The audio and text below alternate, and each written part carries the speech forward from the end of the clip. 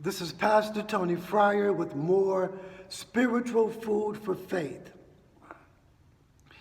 In 2 Corinthians chapter 12, verses 1 through 10, God inspires Paul to share this testimony about God's grace. Paul talks about boasting and then being humbled. But Paul is not simply humbled. He finds in this humiliation a message from Satan. Paul senses something extra. He refers to it as being tormented. God's grace is sufficient, but sometimes it is difficult to perceive or see. God sent Jesus Christ to die on the cross for our sins, to display that he is more than sufficient for the task. God raised Jesus from the dead to display his power is more than sufficient for the most adverse situations, including death. According to Galatians chapter 6, verse 12, Paul wrote in large letters. Some say it was because of a vision deficiency. Paul dictated the book of Romans according to Romans chapter 16, verse 22. People were not impressed. They were unimpressed with Paul's size and height according to 2 Corinthians chapter 10, verse 10. But I submit to you, there is a dramatic difference between perceiving ourselves as inadequate and humbled compared to being tormented.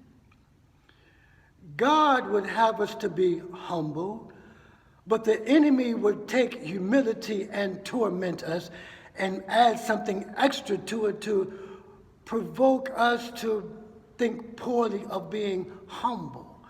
And that's what Paul is talking about, that God would want us humble, but that the enemy would torment us to provoke us to behave in a proud and an arrogant manner. Being tormented is intense. It has a certain ache to it. It is high energy. It aggravates.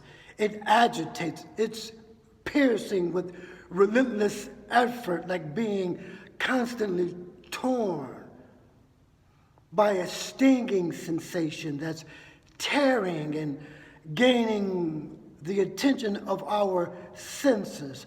Paul describes it as thorns in his flesh.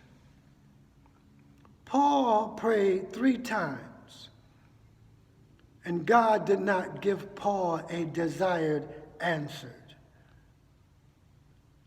When our senses are filled with harsh, uncomfortable, uncontrollable sensations, it is difficult at best to perceive or see God's grace because we are being bombarded.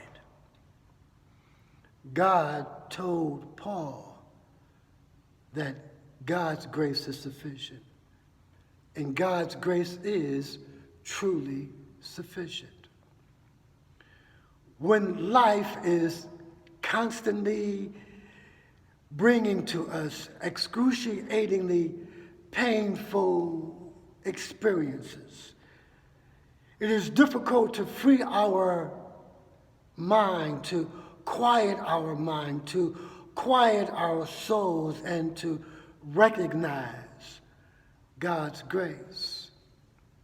Faith is that still small voice versus these aggressive and aggravating, heavy, piercing, stripping sensations.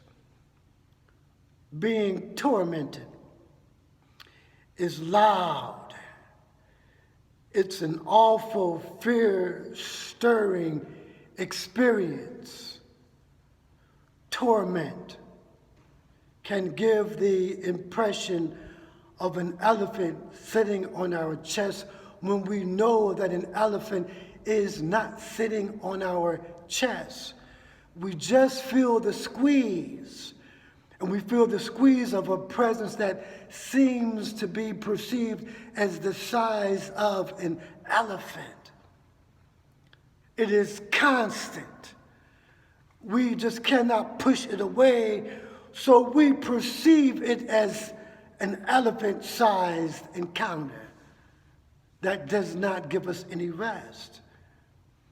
As the pandemic continues, and as we wear our masks, we do not see, every time we go somewhere, the mask pulling out of the environment and the atmosphere, the coronavirus.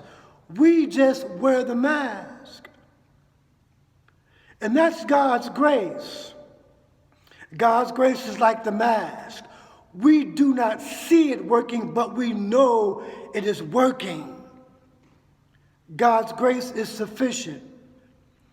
And we do not know how many times God has spared us COVID-19 because we were obedient and we wore the mask.